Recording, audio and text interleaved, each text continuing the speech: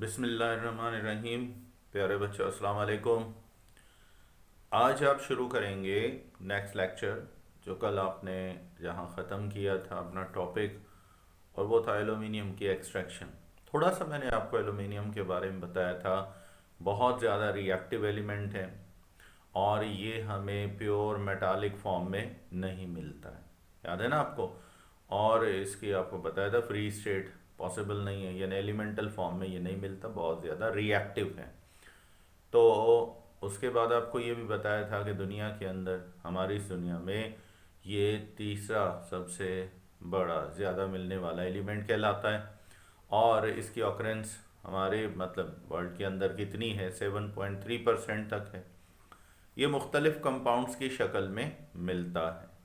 और आपको बताया था इसकी मेटलर्जी यानी एक्सट्रैक्शन हम कैसे करते हैं, थोड़ा सा याद होगा आपको। मैंने आपको बताया इसके सल्फेट्स भी हैं, इसके सिलिकेट्स भी हैं, इसके ऑक्साइड्स भी हैं, जिनमें काफ़ी सारे ऑक्साइड्स कीमती पत्थरों की शक्ल में भी मिलते हैं, जिनको आप जेमस्टोन्स कहते हैं। इनमें एमरल्ड हो गया, रूबी हो गया, उसके बाद जो है आपको पता है सेफायर हो गया। ये बहुत इम्पॉर्टेंट एल्यूमिनियम ऑक्साइड के जेमस्टोन्स की शक्ल में मिलने वाले कंपाउंड्स हैं, डिफरेंट कलर्स के होते हैं। इनको ज्वेलरी में इस्तेमाल किया जाता है, तो ये एल्यूमिनियम के ऑक्साइड्स होते हैं। इसी तरीके से इसके सिलिकेट्स भी हैं, इसके फ्लोराइड्स भी हैं, जैसे क्रायोलाइट, कैल्शियस, आपको पता है ये आमतौर पर सोडियम एल्यूमिनियम फ्लोराइड का कंपाउंड है। उसके बाद आपने एलम के बारे में सुना होगा। एलम्स जो होते हैं ये आमतौर पर डबल सल्फेट्स होते हैं, यानी इसमें पहले मोनोवेलेंट आयन का या एटम का सल्फेट होता है, उसके बाद ट्राइवेलेंट एटम का सल्फेट होता है, और ये 24 इसमें वाटर ऑफ क्रिस्टलाइजेशन होता है। ये भी इसके कंपाउंड्स हैं। नाइट्रेट्स में भी मिलता है, क्लोराइड्स में भी मिलता है, फ्लोराइड्स में भी मिलता है, बहुत सारे। लेकिन मसला ये है कि इसकी जो इम्पॉर्टेंट ओर है, और ओर के बारे में मैं पहले डिस्कस कर चुका हूँ, आपको पहले कई दफ़ा डिटेल्स में बताया भी है कि इसकी जो प्रॉफिटेबल मिनरल जो इसका है, जिसको आप मिनरल ओर कहते हैं, वो ऑलमोस्ट कौन सा है, बक्साइट है। कौन सा और है, बक्साइट।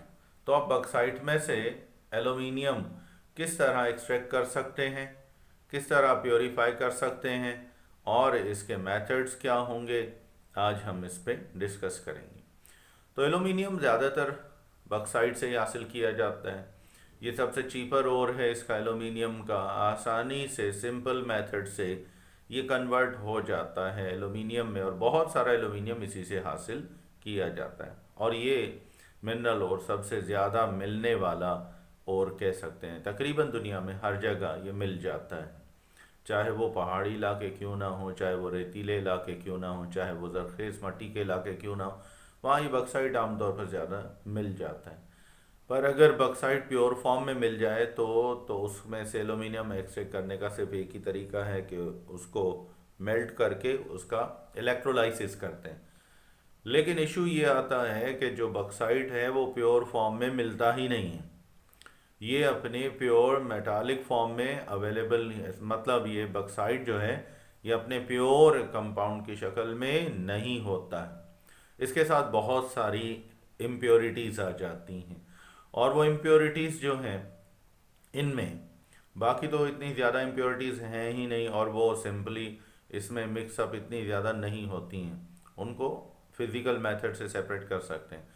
पर दो इम्प्योरिटीज़ ऐसी हैं जो इसके अंदर अक्सर मौजूद होती हैं, और उनको फिज़िकल और केमिकल दोनों मेथड्स अप्लाई करने पड़ते हैं, फिर जाके उसको प्योरीफाई किया जा सकता है। तो बक्साइट हमेशा प्योर फॉर्म में, सिंगल फॉर्म में नहीं मिलता है, इसको प्योरीफाई करना पड़ता है इसके डिफरेंट फॉर्म में से। तो हम यहाँ पर आज इसी का डिस्कशन करेंगे। पहले देखेंगे कि बक्साइट जो है उसमें इम्प्योरिटीज़ कौन कौन सी टाइप्स की हैं, और बक्साइट यानी कि इम्प्योरिटीज़ के हिसाब से कौन कौन सा होगा। और उसके बाद उसमें से पहला बड़ा मरहला ये होगा कि आप उन इम्प्योरिटीज़ को हटाएंगे, उनको आप क्या करेंगे, क्लियर करेंगे, उनको साफ़ करके अलग करके बक्साइट को प्योर फॉर्म यानी एल्यूमिनियम ऑक्साइड, जिसको दूसरे अल्फाज में आप एल्यूमिना कहते हैं, ये हासिल करेंगे। जब ये मिल जाएगा उसके बाद आप क्या करेंगे, उसके बाद आप इसको मेल्ट करेंगे, और मेल्ट करने के बाद आप उसको इलेक्ट्रोलाइसिस के ज़रिए एल्यूमिनिया को चेंज करेंगे, किसमें, एल्यूमिनियम में। तो हमारा यहीं से टॉपिक शुरू होता है। अब हम शुरू करेंगे पहला, फिर बाद में इलेक्ट्रोलाइसिस का प्रोसेस जो है वो शुरू करेंगे, यानी प्योरिफिकेशन ऑफ बक्साइट। यहाँ से हम शुरू करते हैं, या मैं आपको बताता जाता हूँ, यानी extraction extraction of aluminium from bauxite और। अब यहां पर हम कह सकते हैं कि extraction of aluminium from bauxite, यानी जब बक्साइट को प्योरीफाई करना है, एक्सट्रैक्शन ऑफ बक्साइट, वो स्टेप अभी आपको बताया कि सबसे पहले प्योरीफिकेशन ऑफ बक्साइट, ठीक है, प्योरीफिकेशन ऑफ बक्साइट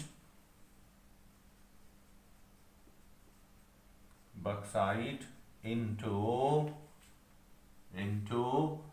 एल्यूमिना, ठीक है।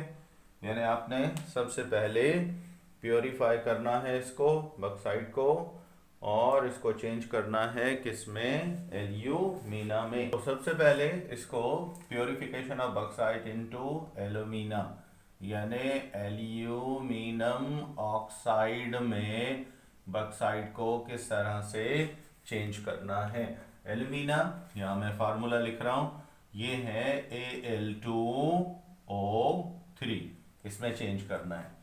याद रखें बक्साइट जो है ये आमतौर पर दो किस्म की इंप्योरिटीज रखता है। Bauxite contains 2 types of impurities, यानी इसमें जो इम्प्योरिटीज आ सकती हैं कौन कौन सी हो सकती हैं, यानी पहले नंबर पे सिलिका, जिसको आप SiO2 सिलिकॉन ऑक्साइड कहते हैं, एंड सम बक्साइट, और इसमें कुछ बक्साइट कंटेन्स, इस तरह भी हो सकता है, bauxite contains iron oxide. Iron oxide आपको पता है Fe2O3 इसका फॉर्मूला है। तो इस हिसाब से बक्साइट में हम ये कह सकते हैं दो किस्म की इम्प्योरिटीज हैं, या तो सिलिका होगा या फिर उसके अंदर ऐसा भी है कि आयरन ऑक्साइड हो सकता है। तो अब हम इसी से आगे जाएंगे कि बक्साइट कितने टाइप का, दो किस्म की इम्प्योरिटीज होती हैं, पर इनमें ऐसा बक्साइट भी है जिसके अंदर, यानी आप कह सकते हैं कि बक्साइट कंटेनिंग बोथ इम्प्योरिटीज, दोनों इम्प्योरिटीज हों, ठीक है, ये भी हो सकता है।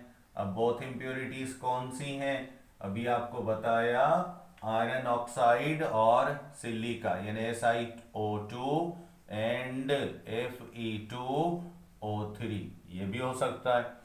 सेकेंड टाइप का बक्साइट आपको जो मिल सकता है वो कौन सा है, वो है बक्साइट कंटेनिंग, ठीक है, बक्साइट कंटेनिंग सिलिका, ठीक है बेटा, सिलिका आपको पता है कौन सी है, सिलिकॉन ऑक्साइड डाइऑक्साइड, ये होगा।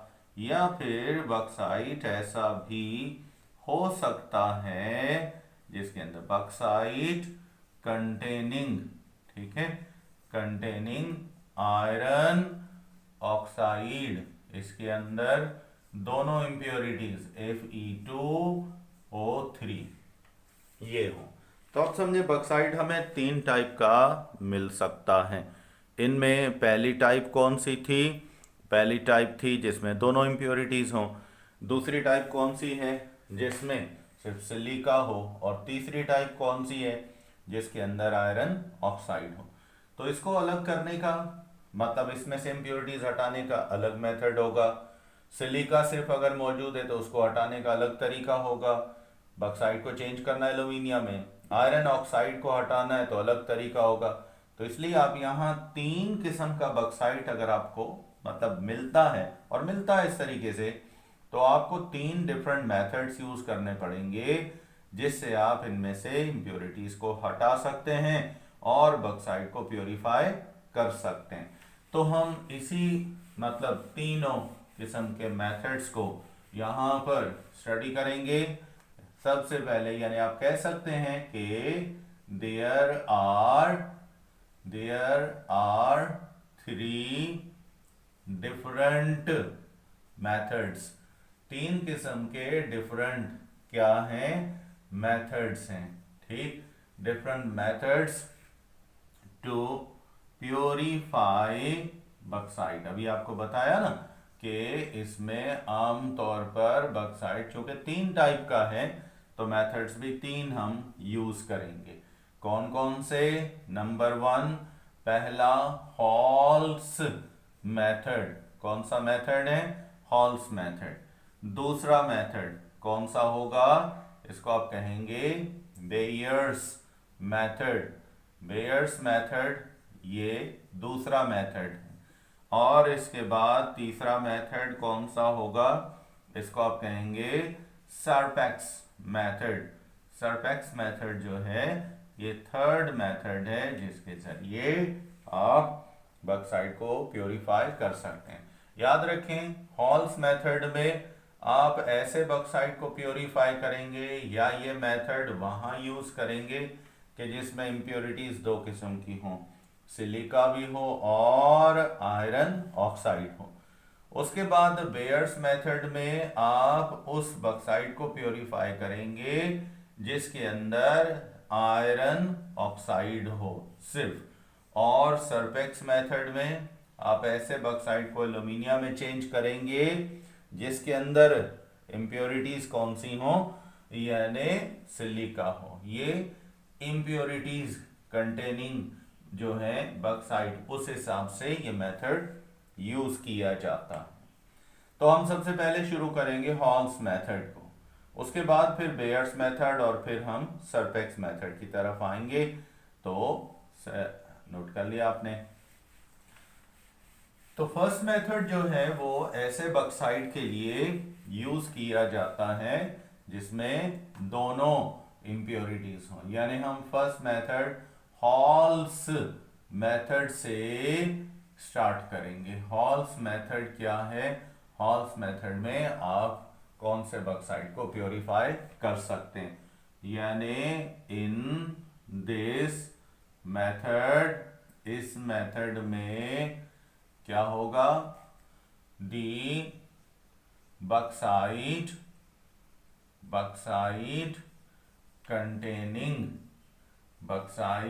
कंटेनिंग बोथ इम्प्योरिटीज, यानी उसमें दोनों किस्म की इम्प्योरिटीज हों। बोथ इम्प्योरिटीज सच एज, मिसाल के तौर पे, such as Fe2O3 and SiO2 silica और आयरन ऑक्साइड, दोनों किस्म की इम्प्योरिटीज उसके अंदर हैं। तो उसको प्योरीफाई करने के लिए ये मेथड यूज किया जा सकता है। फॉर दिस पर्पस, इस मकसद के लिए, इस पर्पस के लिए दी इम्प्योर बक्साइट जो है इज मिक्स्ड, इसको बेटा मिक्स किया जाता है। किसके साथ? मिक्स्ड विद, आमतौर पर आपको याद है सोडा ऐश, जिसको आप सोडियम कार्बोनेट कहते हैं, इज यानी कि इसको मिक्स कर देंगे किसके साथ, सोडियम कार्बोनेट के साथ, जिसको आप सोडा ऐश भी कहते हैं, Na2CO3 ये होता है। और फिर इट इज मेल्टेड, यानी फिर इसको इट इज मेल्टेड, पूरे मिक्सचर को मेल्ट किया जाता है। यानी हम सबसे पहले क्या करेंगे, इसको इम्प्योर बॉक्साइट को इसमें सोडियम कार्बोनेट मिलाएंगे और फिर इसको मेल्ट करेंगे। ठीक है, मेल्ट करने के बाद आफ्टर मेल्टिंग, जैसे ही मेल्टिंग का प्रोसेस कंप्लीट होगा, after melting the mixture contains, कौन सा है बेटा, सोडियम कार्बोनेट, यानी कंटेन्स सोडियम कार्बोनेट या soda ash only reacts with, किसके साथ रिएक्शन करेगा, एल्यूमिनियम ऑक्साइड, जो इसके अंदर एल्यूमिनियम ऑक्साइड है, किसका, ऑफ, नोट कर लिया आपने इसको, एल्यूमिनियम ऑक्साइड यानी Al2O3 ऑफ बॉक्साइट, इसके साथ रिएक्शन कर लेगा। सिर्फ रिएक्शन होगा किसका, का मतलब सोडा ऐश का, किसके साथ, ये होगा बॉक्साइट में मौजूद एल्यूमिनियम ऑक्साइड के साथ।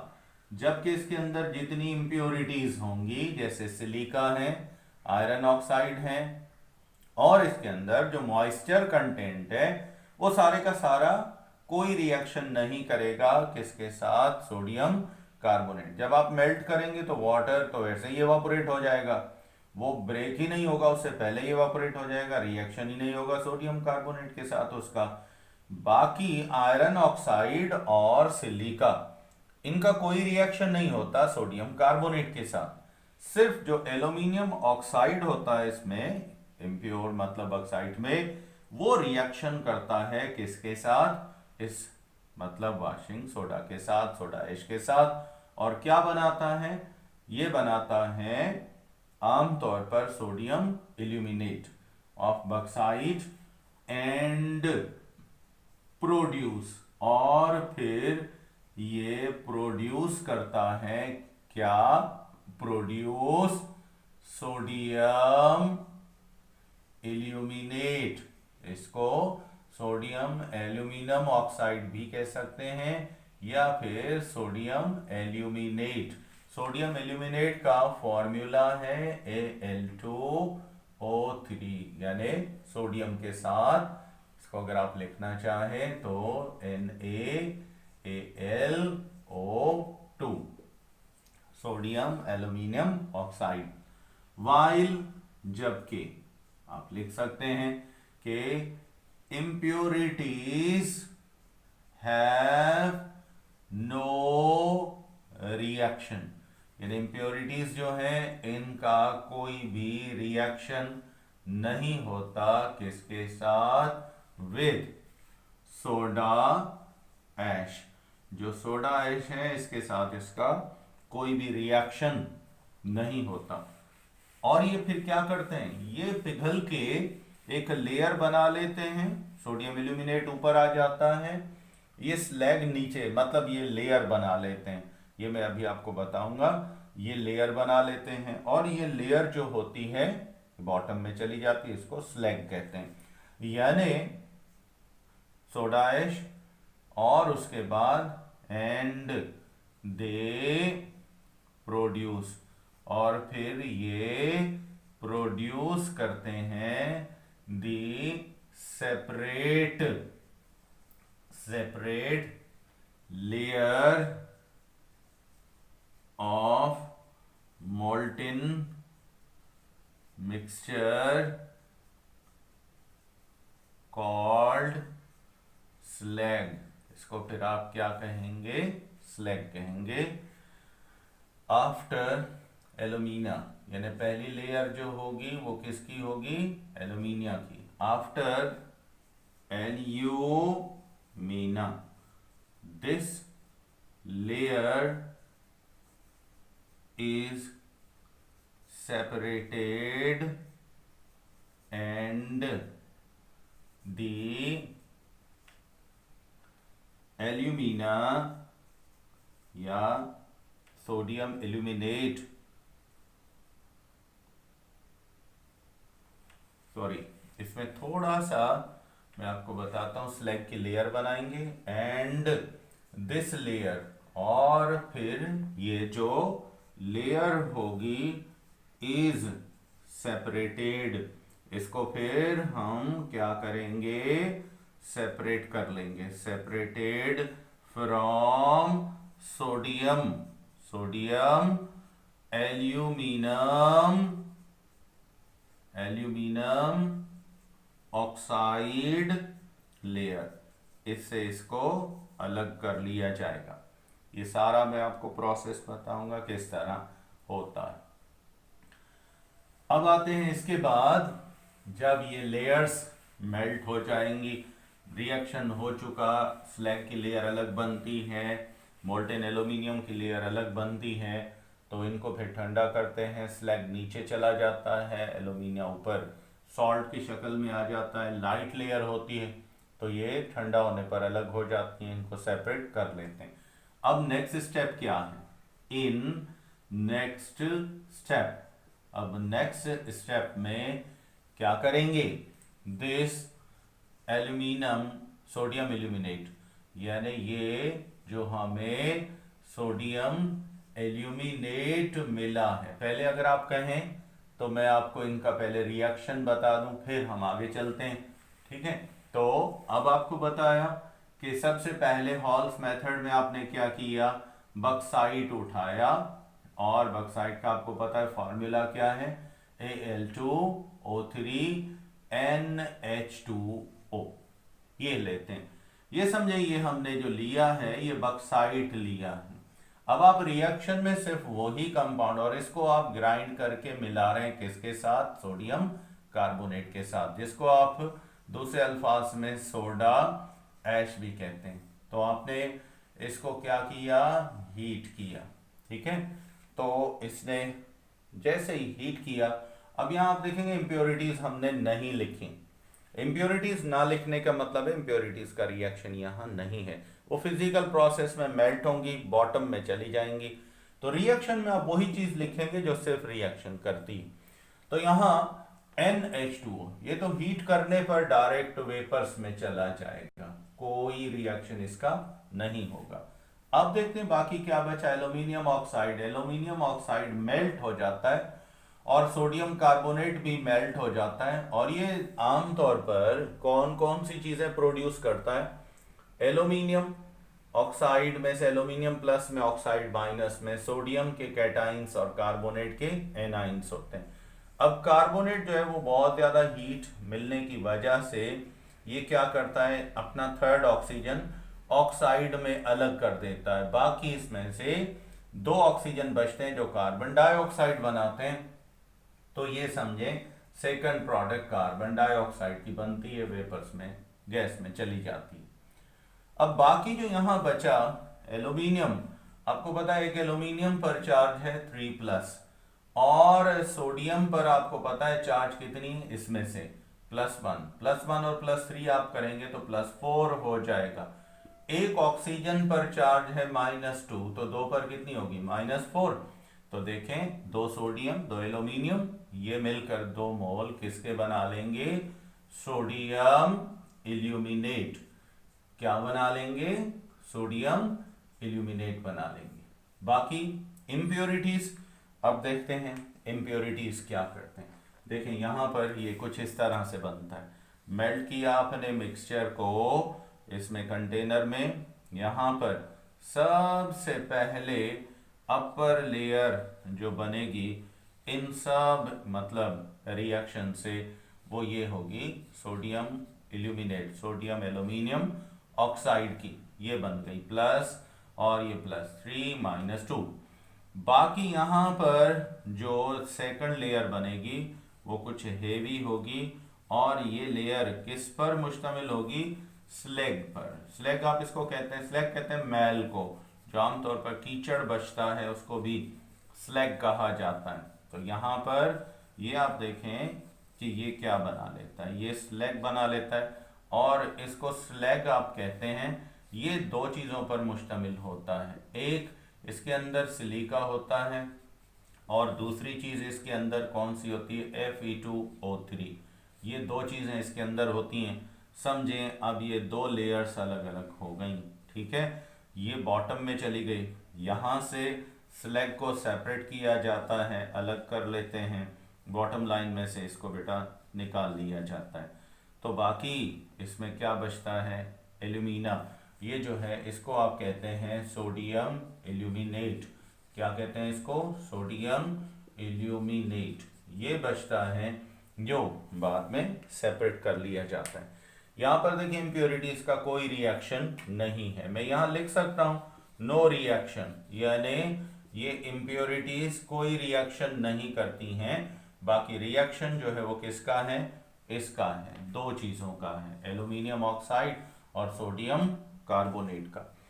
तो अब ये बन गया, पहला रिएक्शन हो गया। हमें ये स्लैग मोल्टन होता है, इसको निकाल लेते हैं, एल्यूमिनियम भी मोल्टन होता है। ये जब बाहर आने लगता है, सेपरेशन मेथड्स होते हैं, इसको अलग कर लेते हैं, ठीक है। सोडियम एल्यूमिनेट को इसको ठंडा किया जाता है, ये वाइट कलर का सॉल्ट बना लेता है। यहाँ पर पहला स्टेप जो है हमारा कंप्लीट हो जाता है। इसको मिटाएं बेटा, इसको। अब आते हैं नेक्स्ट स्टेप की तरफ।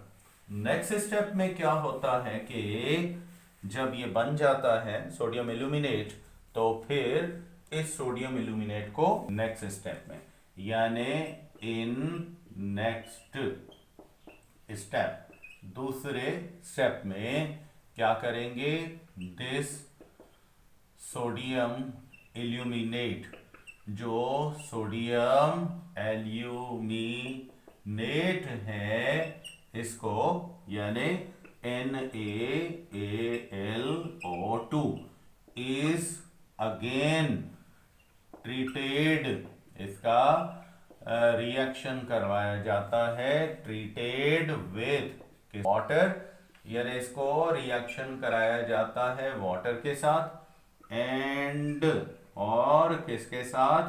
कार्बन डाइऑक्साइड, कार्बन डाइऑक्साइड के साथ, विच प्रोड्यूस, जो फिर प्रोड्यूस करता है क्या? यानी aluminium hydroxide, aluminium hydro oxide ये बनाता है, ठीक है, जिसका फॉर्मूला आपको पता है AlOH3 होता है। एंड दूसरी चीज कौन सी बनती है? सोडियम कार्बोनेट, यानी दूसरी प्रोडक्ट सोडियम कार्बोनेट की Na2CO3 ये बनता है। तो अब इसका रिएक्शन कैसे होगा देखते हैं। इसके रिएक्शन को आपने सबसे पहले क्या उठाया? सोडियम एल्यूमिनेट NaAlO2, इसके 2 मोल आपने उठाए, सोडियम प्लस में ब्रेक होगा, एल्यूमिनियम +3 में, ऑक्सीजन -2 में। अब यहाँ पर आप इसको रिएक्शन करवा रहे हैं वाटर के साथ। वाटर के कितने मोल्स आप उठाएंगे? 3 मोल्स, ठीक है, वाटर के, और 1 मोल आप किसका लेंगे? कार्बन डाइऑक्साइड का। तो देखें यहाँ से वाटर में से ये 3 प्रोटॉन अलग हो गए। यहाँ पर ऑक्सीजन देखें, मतलब एल्यूमिना में 2 ऑक्सीजन हैं, तो 2 में 4, तो ये 3 हाइड्रोजन वाटर के, यानी 3 प्रोटॉन, 3 ऑक्सीजन के, ऑक्साइड के 4 में से ये रिएक्शन करेंगे, ये बनाएंगे 3OH। क्या बनाएंगे? 3OH। अब समझे 3 वाटर के प्रोटॉन ये बनाएंगे 3OH, 3 ऑलरेडी वाटर में से, 3 मॉलिक्यूल में से 3OH हमें और मिल गए। एल्यूमिनियम की आपको पता है एल्यूमिनेट में 1 आयन है, तो 2 एल्यूमिनेट में 2 आयन है। यहाँ पर ये एल्यूमिनियम का 1 आयन और OH के 3 आयन ये मिल गए, इन्होंने क्या बना लिया वाटर के अंदर, एल्यूमिनियम हाइड्रो ऑक्साइड। क्या बना लिया, एल्यूमिनियम हाइड्रोक्साइड। ये वाइट प्रिसिपिटेट्स बना लेगा, यानी पीपीटी बना लेगा, ये डिसॉल्व नहीं होगा। ठीक है, अब उसके बाद बाकी क्या बचा, कार्बन डाइऑक्साइड, और यहां पर फोर्थ जो है ऑक्सीजन जो बचा है ये इसमें ऐड होगा कार्बन डाइऑक्साइड में, और ये क्या बना लेगा, कार्बोनेट CO3 -2 में। सोडियम के दो आयन आपको पता है मौजूद हैं, एक सोडियम पर +1 है, दो पर +2, तो हमें दो प्रोडक्ट्स मिल गई, एक मिल गया एल्यूमिनियम हाइड्रोक्साइड और दूसरा सोडियम कार्बोनेट, जिसको आप सोडा ऐश भी कहते हैं। ठीक है, तो ये स्टेप यहाँ पर आपको ये प्रोडक्ट दे देगा, यानी एक सोडियम कार्बोनेट और दूसरा एल्यूमिनियम हाइड्रो ऑक्साइड। तो इस तरीके से बच्चों ये रिएक्शन कंप्लीट हो गया। अब आते हैं फाइनल स्टेप की तरफ, इसको मिटाएं जी। अब फाइनल स्टेप क्या होगा कि जो यहां पर आपने इसमें एल्यूमिनियम हाइड्रोक्साइड हासिल किया है ये कहां जाएगा, तो ये कहता है in final step, final step में दी एल्यूमिनियम हाइड्रो ऑक्साइड यानी AlOH3 इज इग्नाइटेड, शोले की मौजूदगी में इसको बेटा जलाया जाता है, ignited at 1500 degree centigrade, which produce, जो फिर क्या करेगा, प्रोड्यूस करेगा क्या, एल्यूमिना यानी एल्यूमिनियम ऑक्साइड ये बनाएगा, एंड और स्टीम, स्टीम बना लेगा।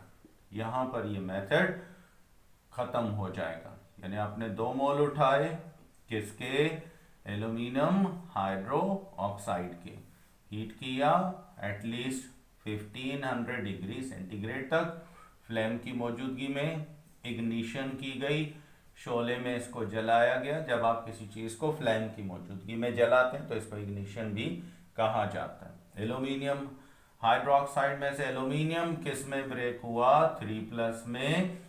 OH कितने हैं, 6 हैं, 6 OH में से 3 OH जो हैं ये ब्रेक होते हैं, 3 बनाते हैं ऑक्साइड के आयन और 3 प्रोटॉन। अब 3 ऑक्साइड इसके अंदर ऐड होंगे और ये 2 एल्यूमिनियम ये वाले 2 और 3 ऑक्सीजन ये बना लेंगे एल्यूमिना वाइट डस्ट की शक्ल में, और बाकी 3 प्रोटॉन बचे, 3 OH बचे, ये आपस में रिएक्शन करके किस में चेंज हो जाएंगे, 3H2O यानी स्टीम की शक्ल में। यहां पर बच्चों ये मेथड आपका कंप्लीट हो जाएगा। तो आज आपका जो मेथड था वो था कि हम बक्साइड को किस तरह प्योरीफाई कर सकते हैं, जब उसके अंदर कौन सी इम्प्योरिटीज आ जाएं बच्चों, जब उसमें आयरन ऑक्साइड और सिलिका आ जाए तो उसको आप किस तरह प्योरीफाई करेंगे, ये मेथड उसके लिए यूज़ किया जाता है। तो अब नेक्स्ट बाकी 2 मेथड्स हैं वो हम नेक्स्ट लेक्चर में लेंगे, तो नेक्स्ट लेक्चर तक आप मुझे इजाज़त देंगे। अब 2 मेथड हैं वो भी इसी तरीके से होंगे, इन 2 मेथड्स का कुछ हिस्सा इस मेथड से मिलता है, तो वो याद रखिएगा। मैं आगे वो मेथड आपको एक्सप्लेन, ये वाले जो होंगे इग्निशन का और कार्बन डाइऑक्साइड का, ये आगे मैं सिर्फ आपको बता दूंगा, प्रोसेस वही होगा, आप यहीं से नोट कर लीजिएगा इसी लेक्चर से। तो अब नेक्स्ट लेक्चर तक आप मुझे इजाज़त देंगे। थैंक यू एंड अल्लाह हाफिज़।